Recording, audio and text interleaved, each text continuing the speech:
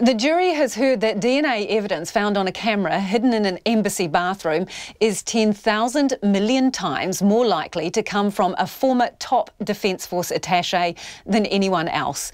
Alfred Harold Keating is on trial in the Auckland District Court, accused of planting a covert camera in a toilet in the New Zealand Embassy in Washington, D.C. The device was found by embassy staff in July 2017, sparking a police investigation. Our court reporter Annika Smith was at the trial and joins us now in the studio. Annika, what is this scientific evidence that they were told of today? Well, this afternoon we had one of the Crown witnesses called from ESR. Her name was Susan Vintner. She was a forensic scientist at the Institute of Environmental Science, known as ESR. Now, when the camera was found in the toilet in the embassy, it was bagged, securely bagged, and sent back to New Zealand and tested by police in Wellington. Now, Susan Vintner swabbed what was given to her, which was the camera and an SD card found in the camera. She couldn't conclude anything from the swabs taken of the actual camera itself, but what was interesting was what she found on the SD card. Now, the results from the SD card were twofold. There was the majority of the DNA which was found from a male A, and then there was a smaller component which was inconclusive. No further testing could be done on that.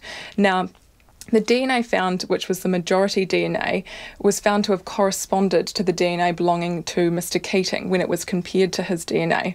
Now, she said it was 10,000 million times more likely to be his than a New Zealander selected at random. So it's incredibly strong scientific evidence, and she actually said it was the strongest statistical result that you could get.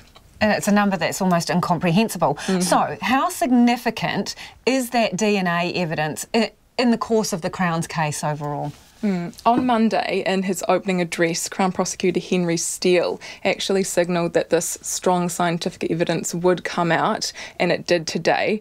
Now, it's the Crown's case that Mr. Keating was a person who positioned the camera in the toilet wearing a pair of blue latex gloves. Now, the camera was positioned in a radiator in front of the toilet with a direct shot of the toilet, but it actually fell down shortly after it was positioned, so much of the footage found in the camera was actually of people's feet and the toilet bowl itself.